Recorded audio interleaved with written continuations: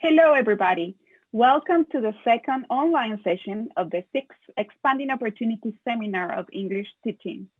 My name is Fernanda Herrera. I'm a coordinator in the We Learn program from Fundación Educacional Oportunidad, and I'm going to be your moderator today. On behalf of the organizers of this seminar, Fundación Educacional Oportunidad and Universidad de La Serena, I thank you all for being here. We are very happy to have you, and we invite you to post on Twitter, Facebook, or Instagram using the hashtag Expanding Opportunities. We want you to be a part of this. So you are more than welcome to share your selfies, highlight key ideas about the presentation, and of course, type your comments for future seminars. This event is being transmitted via Zoom and is also streaming live on Facebook in the account of Fundación Educacional Oportunidad.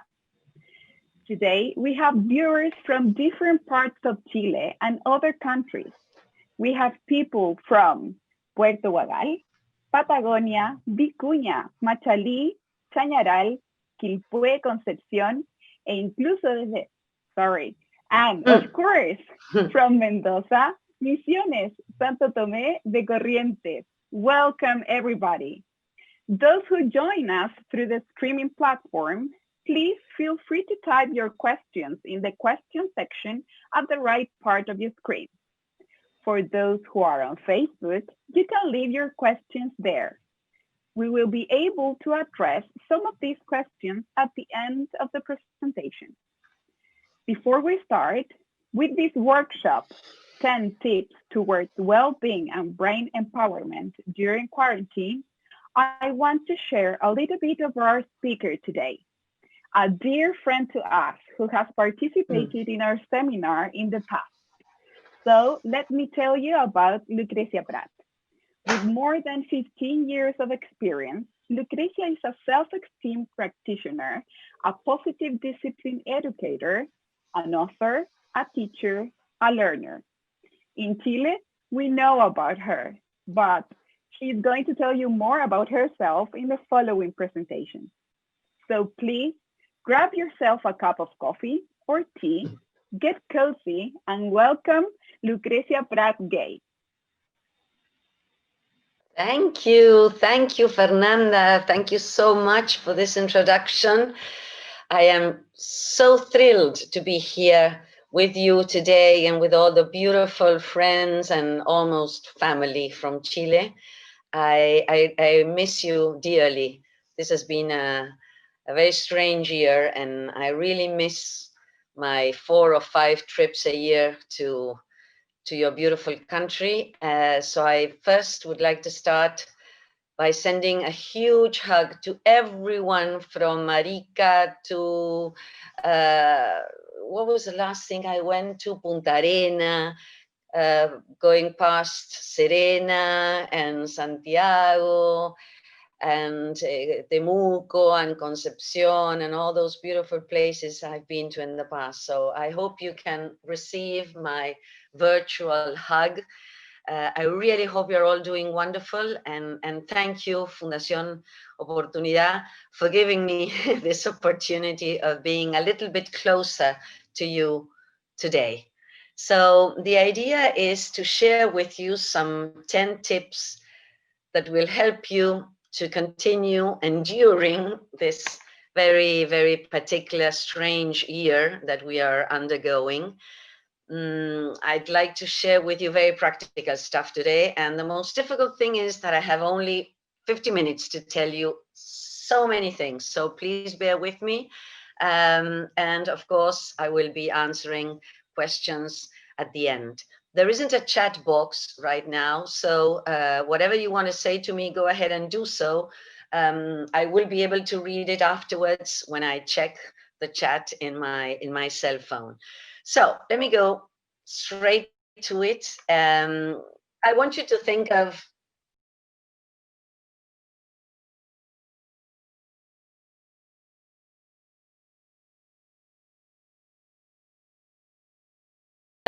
this is kind of the appropriate music for the 160 days of quarantine. I hope, as Fernando was saying, that you're all sitting comfortably at your homes, either with water, tea, mate, whatever, and hopefully a piece of chocolate. And I hope you can enjoy this time together. I want you to think about two things that you're particularly proud of, things that you have been able to achieve throughout your lifetime, not specifically throughout this 150 days, but things that you've achieved that you are really proud of. Okay, so just take a couple of seconds and I'll share my two mostly, I believe, mostly acclaimed achievements, at least for me. Okay, so let's start by giving you the chance to think a little bit and to think positively.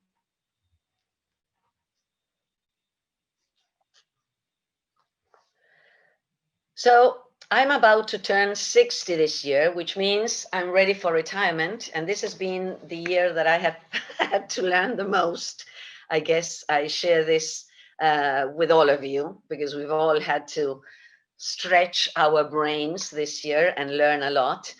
But I'd like to share with you how this talk today is going to be about basically how this period of COVID-19 has also given us the chance to understand the way the brain works better. Because although everybody, every single person in the world is undergoing this global crisis, some people are suffering less than others. And not only because their financial situation is better, not only because they're sharing their homes with people they love, but also because they have some kind of maybe knowledge about how the brain works. And this has helped these people to go through this terrible time a bit better. So the idea today is to value these curves we have between our ears, and we won't be talking about the curves that maybe you have acquired from eating or from overeating, which is a possibility. You will see why in a second. So the things I am very proud of in these 42 years as an educator, I've been working as an English teacher for the last 40 years and also directing and co-directing a school. And I'm really proud of being also the co-founder of a school, of a bilingual school in Buenos Aires called Rio de la Plata Sur. It is in Berazategui. And this is one of the babies that I feel very proud of, because we have been doing, ever since we started with this school in 2005, neuropsychoeducation from kindergarten onwards up to secondary school. This means that along with all the things we need to teach for the intellect, we are also teaching the stuff people need to know about why we behave the way we behave, what are the best things we need to do if we want to grow a healthy brain, and so on and so forth. So I'm very proud of this, of being part of a transformation in education. And obviously, if you know me already, the thing I am most proud of is being the parent to Juan and Jazmin, and have been so lucky that I am sharing this pandemic with them. So it's become less terrible, because at least the three of us are together. So this is me introducing myself. And now you are going to introduce yourselves by having a look at all these very famous works of art, very famous paintings that are all portraying emotions. So how are you feeling right now, today at 4 p.m.? How are you feeling? And I want you to see if there's a painting here that kind of mirrors the way you feel. So I want you to think if I am like number 2, which I don't really know what's going to be going on in this talk today, so I'm kind of curious. And spoiler alert, if any of you is feeling like number 6, I need to tell you that there's nothing I can do about you, okay? So I'm going to be as dynamic as possible, but if you're in number 6, I think there's nothing much that I can do, at least not in 44 minutes. So take a couple of seconds to see and to check if there is a painting that resembles the way you feel right now, 4 p.m., okay? So I'm seeing that some people are in number 2, curious as well. Yes, a lot of people are in number 8 and probably not wishing that you were drinking water, but something, a pisco sour would be ideal for this moment. So once I have already introduced myself and you have had the chance to at least introduce yourselves from the point of view of your emotional state, I'd like you to take a couple of seconds to see what you can read there.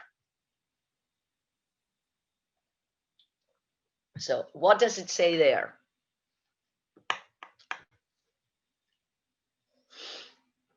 So some people may say, it says opportunity is nowhere, or you may have read opportunity is now here.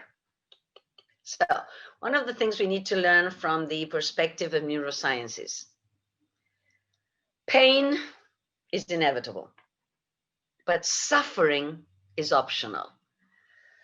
COVID-19 or this pandemic, inevitable. There's nothing I can do about that. But the suffering is optional.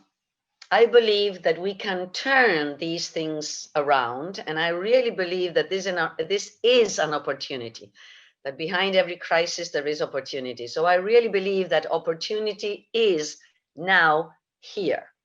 Opportunity for what? Opportunity to change the educational system, for example, because we have learned that we don't need a classroom to teach now.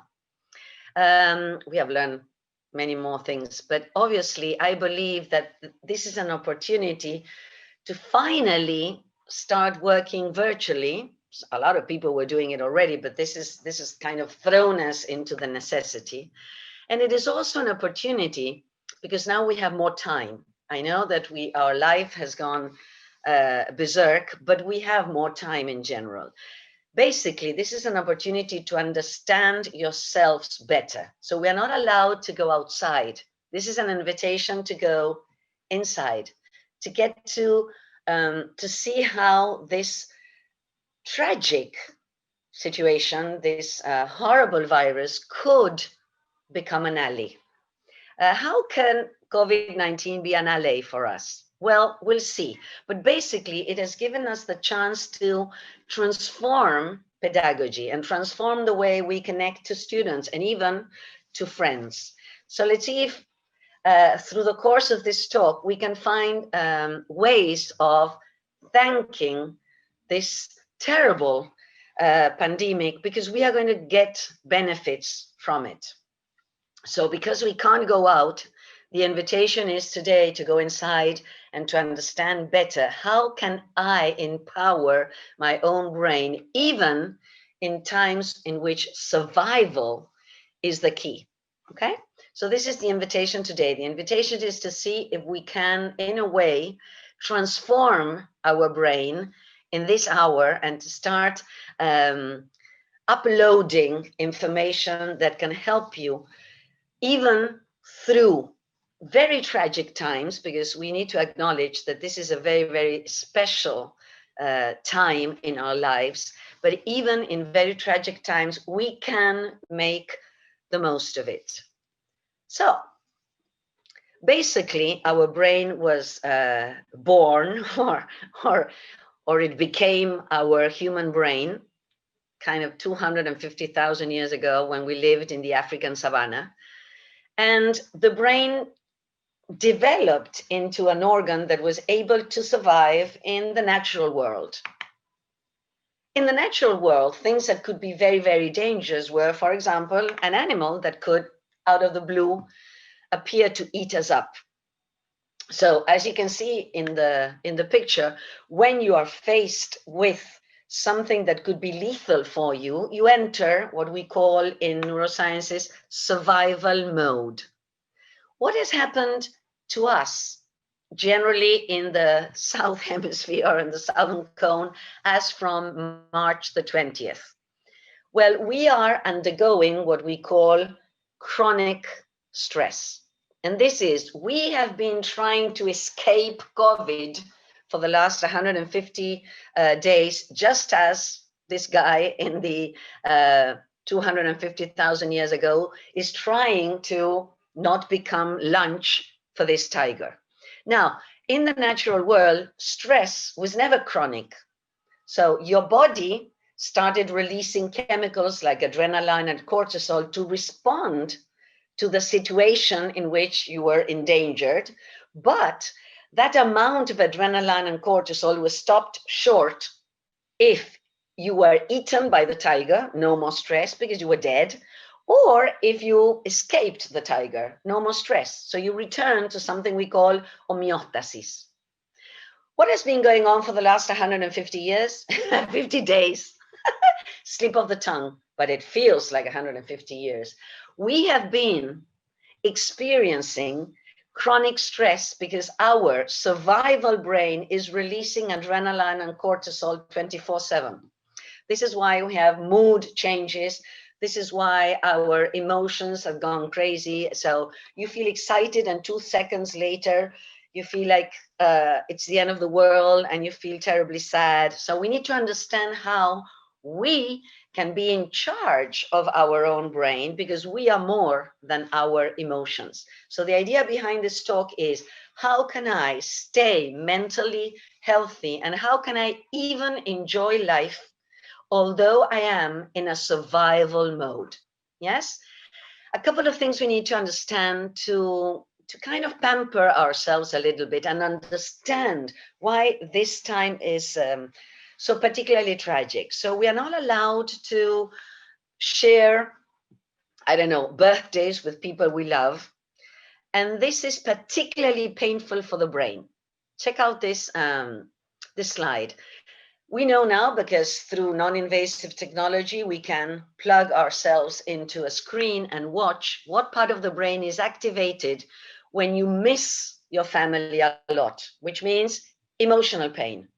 And you can also see what part of the brain is activated if you, for example, fall down the stairs. And guess what? Apparently, physical pain and emotional pain happen in the same part of your brain. In which part of the brain? Here, in your cortex, okay? In your prefrontal cortex, which is the site of your cognitive self, where your executive functions are, where your values are, where your sympathy for others is. So this is the part of you that does the thinking. And what happens when you fall down the stairs, or what happens when people don't invite you over, and when you are not able to see the people you love? Your brain hurts. So we need to understand that we are hurting.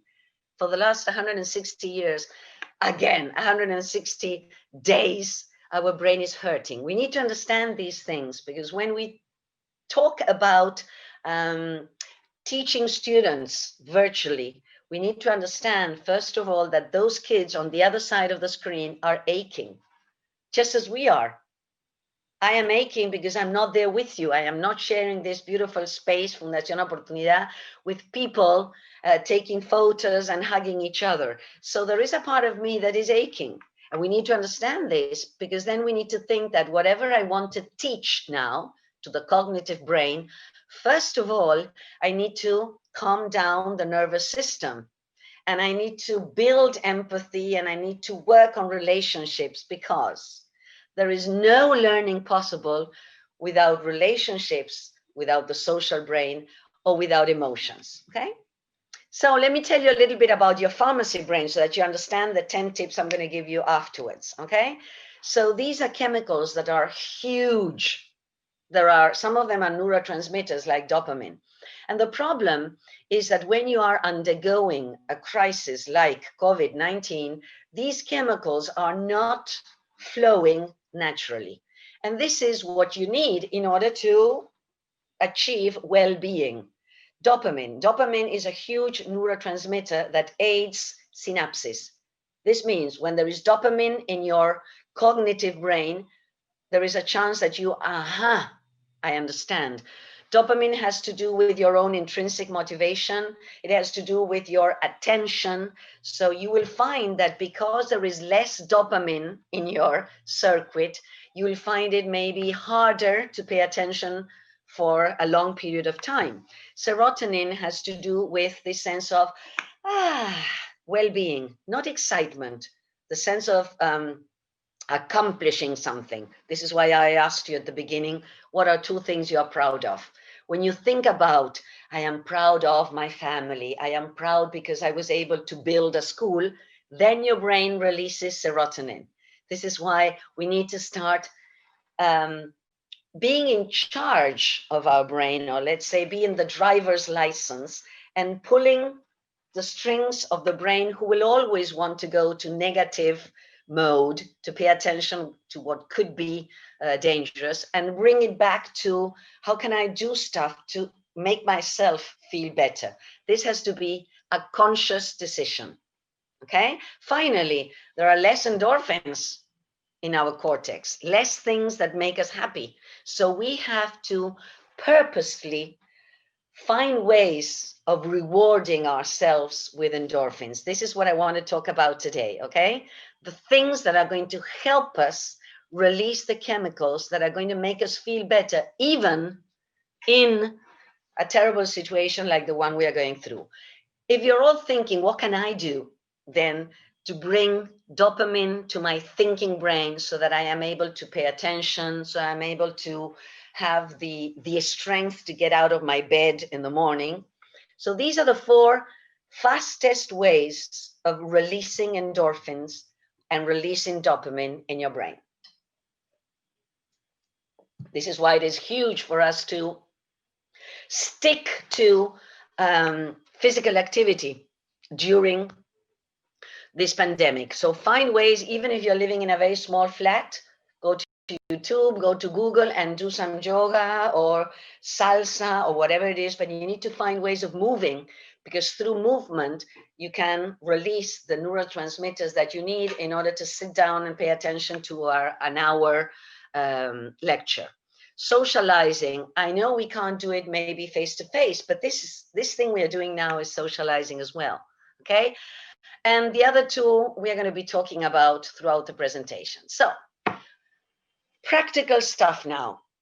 I always try to help teachers who have very low salaries in general all over the world, and to give you tips that don't require a budget. So for the half an hour that we have left, all we need is our hands. And what I am going to be doing is I'm going to be giving you 2 helping hands. One hand is for your personal aspect or your human being, and the other hand is for your professional person, okay? Because remember, before being a teacher, you were a human being, okay? So I hope you can take home a couple of ideas. So let's start with your first hand. And for every one of these tips, there is something that you have to do with your hand so that you remember it better. So, number 1, celebrate. So I hope wherever you are sitting, you're giving yourself a pat in the back. First way of releasing dopamine is through optimism. How can you tap into your optimistic brain? By making a list of all the things you were able to achieve throughout these 6 months, for example. So it's time now to stop and ponder. What was I able to do? What I am proud of? What was I able to teach?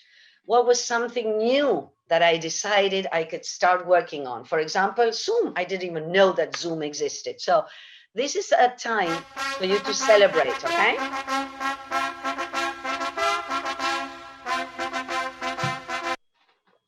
After celebrating, so the first one is celebrate, give yourself a pat in the back, and ask the people you live with also to stop and think of their achievements, lifetime achievements and 6 months achievements. This is the way you can start releasing your endorphins, okay? Though they don't come naturally. Second hint of this first hand, and you do it like this. Start looking into a bright future. Because the problem when you are in a pandemic is that you live constantly thinking about the present, which is something very good for the brain because you kind of save energy. But the problem is that the present doesn't look very bright. So we need to start thinking about what will happen when I go back to school? What is the first trip I want to make when finally we are allowed to go abroad? So start thinking of those 2 or 3 people you would like to meet as soon as they let you leave your home, looking into a bright future. Why? Well, because there is a study about happiness that says that happiness begins when you start planning it. So this is Edward Punset. Google him, Edward Punset, a Spanish very, very famous educator who passed away last year. And Edward Punset said, because he had been studying neurosciences, happiness begins when you start imagining happiness. This is when you start planning a trip, you start releasing endorphins, you start releasing dopamine, although you're not there yet. So start making plans and help your students and help your kids to start planning for a bright future, because we need to be in the driver's seat. And because the brain is lacking the chemicals I talked to you about, we need to find a way of purposefully and consciously releasing them. So looking into a bright future. Number 3, 4, and 5 are all together. They come all very close together. So, and they all come with music. Okay, so we are living very, very stressful times. COVID-19 has arrived and apparently is here to stay, at least for a long time. So number 3 should be this expression of music.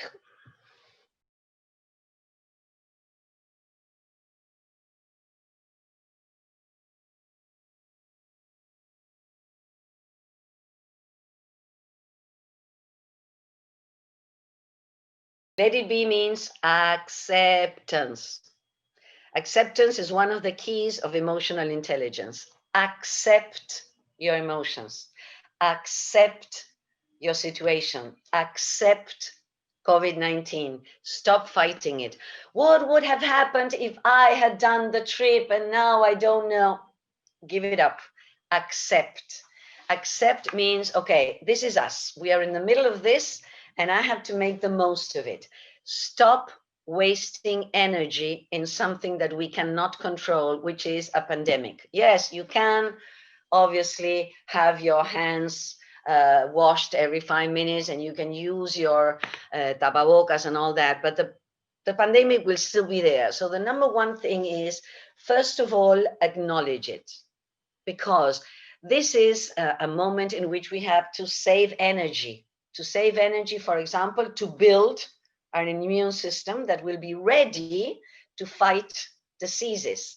And if we are too worried, our immune system is weakened. So let it be. And this is the expression. After you accept, okay, I am afraid. Okay, I am in the middle of a pandemic. All right, I won't be able to go to school for a long time. Acceptance is the key. And then comes the second one. And for the second one, this is the expression with your hands and with the most wonderful song in the world.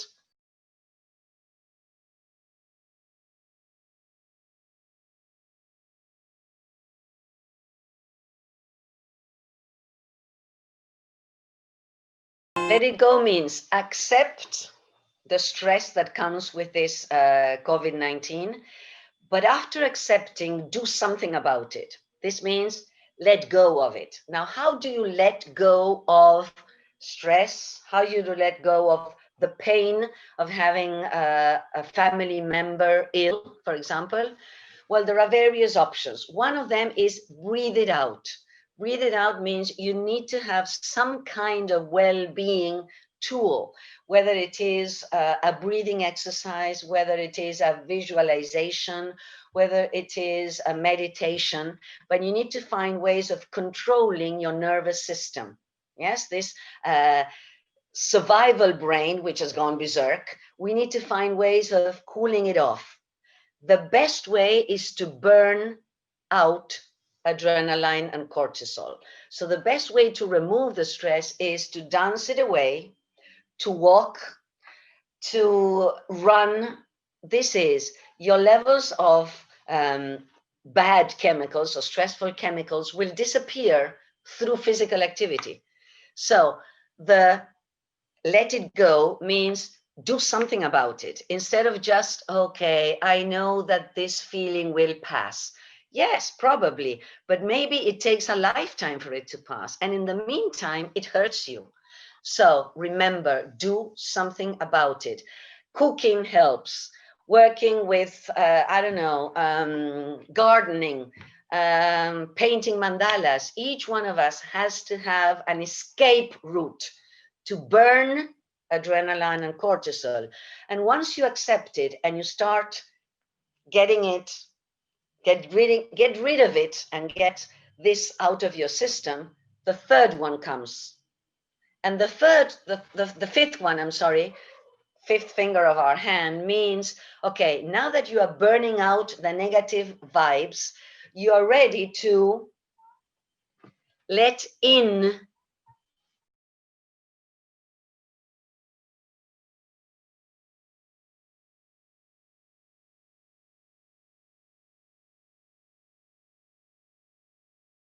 Now, this is telling you how old I am because this is from one very old musical called Hair. But basically, the idea is, okay, now you're ready to start working towards how can I make this an opportunity?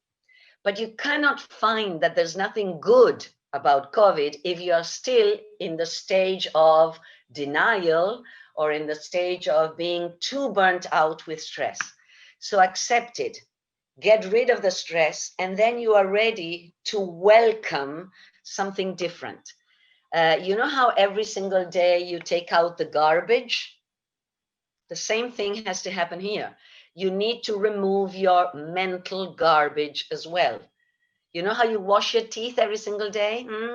You need to scrub all the negative stuff you have in your head as well. So if you burn these stressful chemicals, you're going to be ready to bring in the positive. It's very hard to feel empathy for somebody. It's very difficult to feel that there is something good about all this if you're exhausted, if you're feeling sad. So you need to, first of all, get rid of that in order to be ready to receive something else. You need to make room. You need to make room for. And things that can help you, obviously, having a gratitude attitude. And this is every single day before you go to sleep, make a list of 2 or 3 positive things that happened today. For example, there is a roof over my head. There is a dish with hot or warm food at the end of the day. We need to bring our brain to notice the brilliant spots that our lives have. So we are not driven only by the sad stuff that COVID-19 brings. Okay, so let's see if we can remember the first hand. Okay, let's go over our first hand. Celebrate. Look into a bright future. Accept.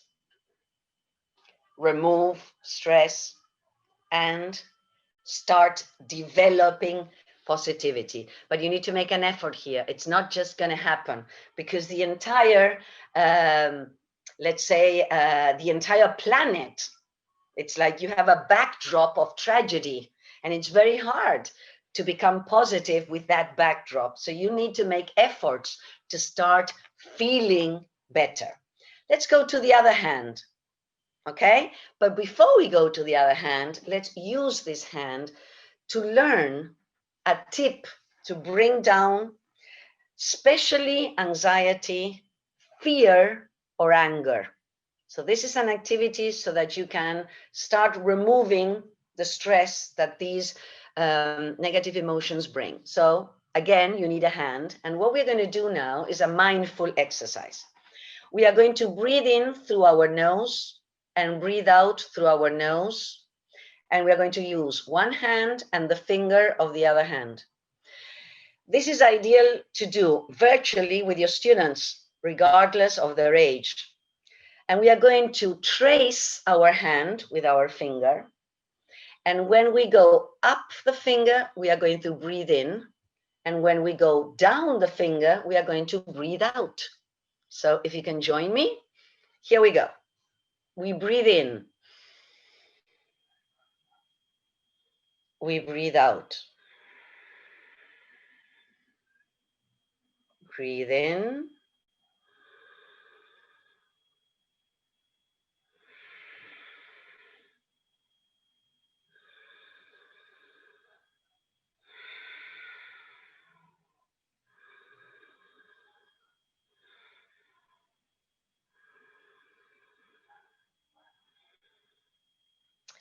If we had time, I would tell you that you need to do your 2 hands, and with those 10 deep breathing, you will feel much better.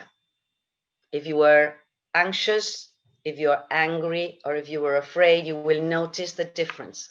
And this is something you can do even in your synchronic lessons, okay? So let's move on to my second hand, because I have only 15 minutes to tell you what you can do to empower your professional life. The other 5 tips were to empower yourselves personally. There is not going to be an improvement in your professional life if there isn't first an improvement in your personal life. So you need to work on who you are first before you start helping other people to feel better. Remember that before the pedagogy comes the pedagogist. So we need to find ways of taking care of ourselves so that we can afterwards take care of our own students. So second hand, for the professional hand, the first one is exactly the same. As a teacher, you need to help your students find ways of giving themselves a pat in the back. And this is another key of emotional intelligence. Thinking about your own thinking and being able to give yourself feedback, positive for the things you were able to do, and critical feedbacks for the things you need to work on. Okay, so let me give you a couple of examples of things you can do in your school. This is a time to stop and ask your students, the parents, the teachers, okay, make 2 columns. In one column, all of the things that you are kind of proud of, you were able to do. I was able to learn about platforms and Zoom, and I am doing quite well with handling emotional stuff with parents. So you write that down in the column that says things done well. And in the other column, things to change. In these 6 months, you have noticed things that you were not able to teach, things that you will not be able to teach from here to the end of the year. So I need to change some stuff in the curriculum. So you need to stop and rethink the next month. This pandemic has given us this idea that maybe the tool that was useful in April is no longer useful in August. So stop and ask people in the whole school to make their own plus delta, to see what we need to change. Start summarizing. Ask your students. This is, papel afiche, and let's see if we can remember all the things we have done so far. Now, you could do this also virtually, even in this Zoom, you have the white screen in which you can start writing down, okay, do you remember when we were talking about the wild animals? And yes, we did the poem. Yes, we read a story. We did all this. It's a fantastic way of summarizing either the unit, the month, the 3 months, whatever you want, but it's time for feedback. And when you start doing this summarizing, you start realizing that kids will tell you, yes, the thing I liked most was when, so can we repeat this next month? And people, very important, we need to ask every member of the community, how are you feeling? What would you like to see the school doing? So you need to conduct surveys. You need to start asking people and teachers and parents things you want to see repeated. This is where I realized that parents preferred less synchronic meetings and more asynchronic meetings. So we need to start helping parents who have only one device at home and 4 kids, and they can't have too many synchronic lessons in the same day. Okay, so surveys. So let me go back to see if we can check. Number 1, celebrate professionally means help your students to stop and think about their own achievements. Let's move on to number 2. And for number 2, my idea is kind of pretend that you're opening a book. Pretend that you're opening a book. We need to help our students to know their brains so that they can go through this moment of crisis feeling less horrible, basically. And the only way to do that is through explaining to them what I'm explaining to you now. You know why you're feeling so sad? Because, and explain to them how the brain is aching because they're not able to see people. So know your brain. What I did is I prepared a bag with different elements, and you can show those things in a virtual teaching. What does your brain need in order to be healthy, in order to release the chemicals that will make you feel better? So inside your bag, let me show you. I forgot to prepare the bag so that you can see it. You make your own bag, and across 2 or 3 lessons, you explain to your students, regardless of their age. It is very important for you to sleep well. So then inside the bag, there is a small pillow, and explain to them the benefits of sleep, but also tell them you need to move in order to release the chemicals. You need to think. So teach them about their brain. So the second one is like a book. Okay, the expression is like a book. Tell them that it is okay to feel sad. It is okay to feel angry. It is okay to be afraid. So work with these basic emotions. Let them take pictures of themselves and tell you, in this picture, I am sad because I won't be able to see my grandmother. In this other picture, I am afraid because now they told us we can go to the park, but I don't want to go because I am afraid. So talk about emotions. And special webpage that I recommend, Go Noodle, has many different ideas for breathing exercises and also for hands-on activities in Spanish and in English for kids. So after teaching them about their emotions, as you saw before, we taught them how to make a stress ball. So the next time that I feel afraid, I can go and release adrenaline and cortisol. Yes, by pressing a stress ball instead of my brother's throat. Okay, so we need to explain to them, it is okay to feel sad. It is okay to be afraid. I'm going to help you to go through this. So celebrate, teach about the brain. And this one, of course, is we are not only a brain, okay, we are whole self. So this is a special time to teach people about their own intra and interpersonal skills. So the gesture for this would be very simple. Interpersonal skills. So I hope you can enjoy this one. One of the things we did in the school was prepare a Spotify list to send to parents. So one of the lists was with music to calm down the nervous system, but the other list was humorous. And in the other list, we included all the songs that are related to God because of the lyrics. And it is a way of bringing up the energy. I hope you enjoy these 3.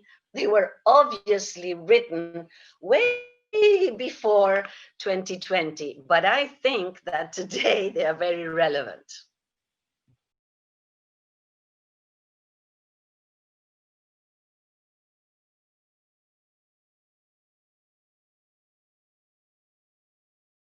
Don't stand so close to me now, to be at least a meter or 2 meters apart, or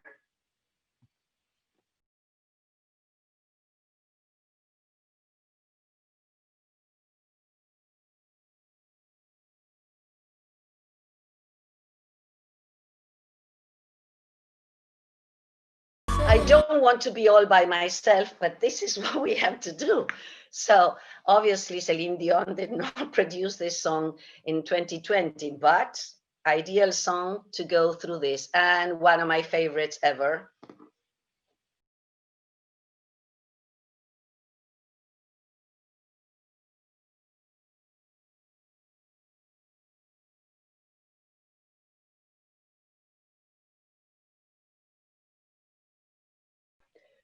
Music is the fastest way to change an emotional state. So we are laughing around with this music, but this is very serious stuff. Music can change your emotional state, and we need to help students understand that. Maybe adolescents know about that already, but you can pump yourself up by choosing a list of music that, again, helps you release endorphins. So there are some music that we should avoid now because it makes me feel even sadder. But music is a huge tool, and it has also been really and thoroughly investigated. It reinforces your immune system. So in a way, music can heal us. We all know about therapies through music. So remember, music is huge. We were talking about how to develop ourselves. So have students understand a little bit more about the power of music, okay? When we go to the next, sorry, but I went too fast. Here, when you talk about developing intra and interpersonal, I produced a calendar in May, and in every single day, I wrote down an activity that develops intra or interpersonal skills. So your students are not only learning English or learning content, they are also developing what they call the soft skills, but other skills that we need to be successful in life, which is understanding myself and understanding others. So for example, on Monday, take a minute to jot down 3 things that are very important to you. So stop and think. Okay, my family is important, my pet. And the second part is, okay, if they are important, how much time are you devoting to them? So start thinking about the things that you always say are important, but then maybe they are in the list, but then you don't pay attention to it. So call people every day or every week and check out how they are doing. This is empathy, okay? This is the social brain, and this is interpersonal. You can tell a 5-year-old to make a list of the people he wants to call every week or every 10 days to check that they are doing well. And when you're doing these things, what you're doing is you are developing your whole self. Not only this, but your heart, everything. So number 3, remember, is developing your whole self, which means interpersonal, okay? Number 4, your finger number 4 has to specially do with what should we be doing virtually? How can we plan a lesson through Zoom? So here I included Zoom because for me, Zoom is this, zooming in and zooming out. And very briefly, every Zoom meeting, according to Cassell is a special administration that deals with social, emotional learning. You can go to their webpage and find tons of ideas to include social, emotional learning in your virtual practice. Basically, whenever you are planning a lesson, always remember, at the beginning, a welcoming activity. What I did with you was the paintings, and you had to think, okay, I'm feeling like whatever. And I also asked you to think about 2 things you are very proud of. That was my way of welcoming you. What for? Because I need your survival brain so that you are ready to turn on your cognitive brain.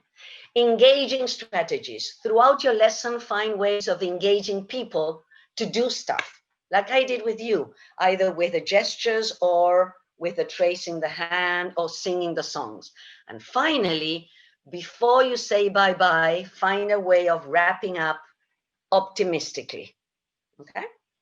So, brain work. I don't have time, but remember to do brain works. Okay?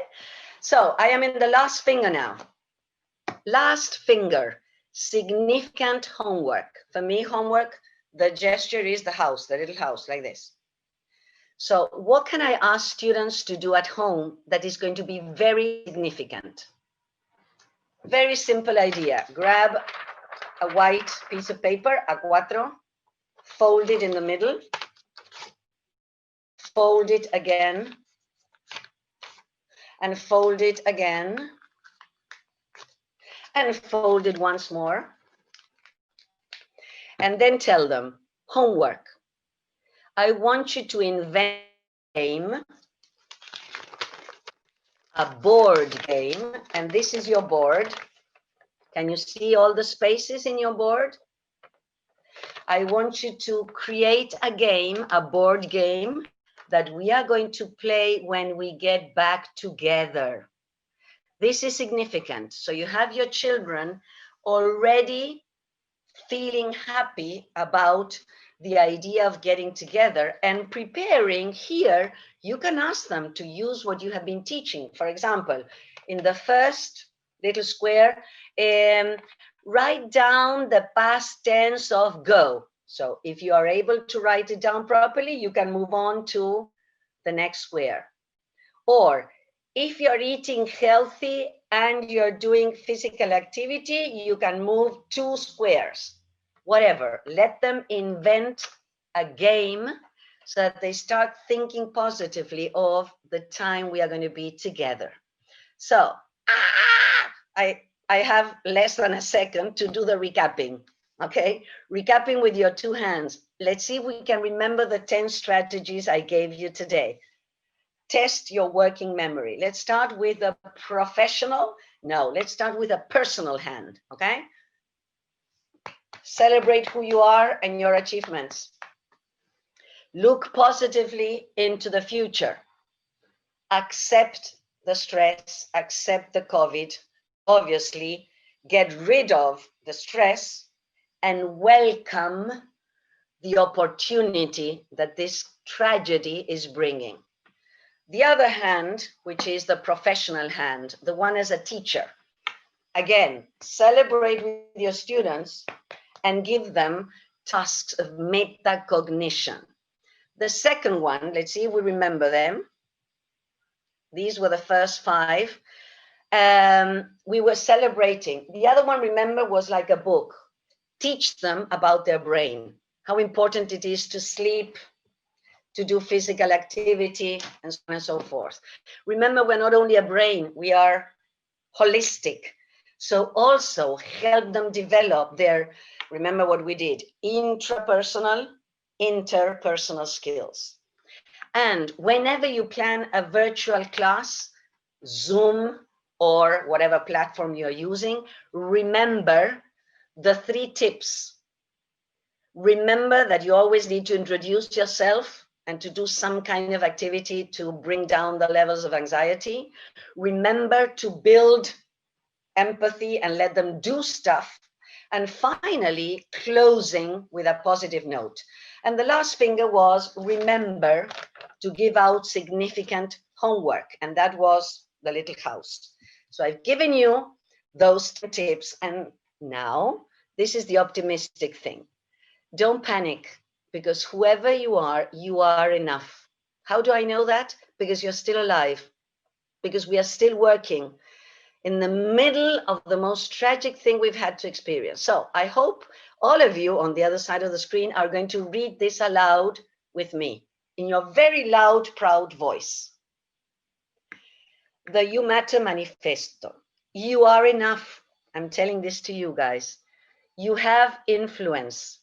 You are a genius. You have a contribution to make. You have a gift that others need. Your actions define your impact. You are the change. You matter. So thank you for staying with me for these 50 minutes, and I belong to Fernanda now.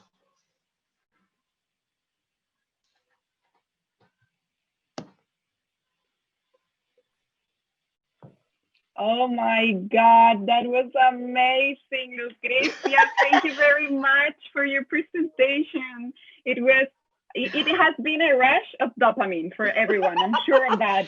Thank you. Because we've been receiving different comments, both through Zoom and Facebook, and the audience, over 300 people are happy listening to you. They are also thankful for the tips, the strategies, and the music. Hey, The music we is want enough. a playlist, please.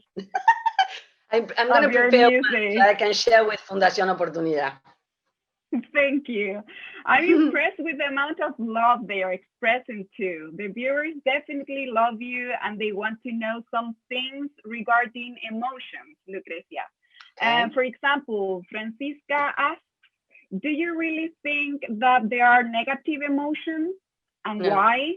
And on the same topic, Bernardo asks, do you think that Latin speech mentality prevent us from being happy? Okay, let's go with the first one. There are no negative emotions from the neurology, let's say, from the neuroscience. All emotions are positive because all emotions bring information. First of all, emotions are completely unconscious, absolutely survival mode, and there's nothing you can do about them. Emotions spring about because they are an impulse for you to act upon. But there's nothing you can do about the emotion. You can't stop it from coming. And if they are coming, it's because there is something you need to notice. So for example, why do you get sad? Because there is something that you are realizing is so huge that you don't want to lose it. So maybe you think it over next time. Every single basic emotion is positive. Positive in the sense that it allows you to be aware of what's going on in your body. Oh, look at me, I'm getting really angry. Okay, what am I going to do with this? But you always have the chance to choose the answer. You can't choose emotion. You can choose what you do with it. So they are all positive. Why do we listen to people talking about negative emotions? Well, it's true. This is because although emotions are supposed to simply give you information for you to act upon, when you're living in a pandemic, emotions can become also chronic, just like stress. So you can start experiencing sadness in a chronic level. So this is, you cannot overcome the emotion. The emotion is supposed to spring. It takes, a period of time to kind of go through your entire body, and then it's supposed to be burnt naturally. If you notice that time passes and you're still angry, time passes and you're still sad, then you need to do something to get rid of it, which is what I was telling you today. And it becomes negative in the sense that it can harm you. Sadness, fear, anger that become chronic basically become part of your body. They stay inside your organs. For example, sadness kind of cozy inside your liver. So each emotion that doesn't find a way of expressing itself stays inside your body. And that is why we call it negative, because it starts harming you. The second question was, again, the Latin something. It was related to the Latin speech mentality. If this mentality prevents us from being happy. Yeah, bueno, the tango, what I call the tango mental pattern doesn't help. This idea that, everything is so sad and so tragic. Yeah, I agree with you. There is like a mental pattern, very different from the people who live in Brazil, maybe. And yes, I agree with you that maybe we are more, inclined to see the sad thing and we have to make an extra effort to see the positive. It's a very interesting question. I had never thought about it, but yes, I agree that our culture has made, for example, not Chile, but we in Argentina have tango as the kind of traditional dance, and tango is all about men who are unfaithful and women who leave men and the drama of the mother and this and that. So I agree. I think your music is quite more uplifting than ours. Do you think so? Yeah, I do. Thank you very much, Lucrecia. Well, we have some other questions now regarding to the future. Maria Paz wants to know if looking into the future seems like a huge task, what small steps can we take to build towards that? Oh, terrific. Okay. The future doesn't have to be next year. Okay. The future can be October. So when I say look into the future is, okay, what we are doing in September may not be good enough in October. So let's start planning. For example, let me give you an example of what I did. I thought, okay, we are still 3 months to go until the end of the year. So how can I transform these last months that are agony into something we can start, maybe not looking forward, but at least a little bit better. So the other day I thought, okay, I'm going to name each month something positive. So I'm going to say it in Spanish because I had to work it out for the entire school. So, Septiembre solidario, Octubre optimista, Noviembre novedoso, which means we are going to tackle each month according to the name we have given it. So September, we are going to dedicate to understand maybe more about who needs us in our community. So asking our students, no matter how small or big they are, okay, let's see if you can find out who needs help in your neighborhood, who needs help in your building, who needs help around school or whatever. And we are going to dedicate September to solidarity and projects about solidarity. So this is a future, but it's maybe 2 weeks away. And November is exciting because it is novedoso. So we are going to be thinking about maybe we can hire somebody to teach us how to work puppets through Zoom. I'm inventing, but how can we start planning our month when the word is novedoso? Okay. So the near future is okay. Exactly. Okay, on the same page, Elvis says, what things need to be removed out from our daily worries? That's a fantastic question. I'm going to plug in my battery because I didn't realize I hadn't. So I'm going to be talking, although you don't see me. Okay. Can you repeat the things I need to get rid of, right? Yeah, the daily worries we have to get rid of. Okay, so one of the things we did quite at the beginning of this year was make a list of the things that you have realized in these 6 months that you're going to continue even after COVID-19 because you have discovered quite a good idea.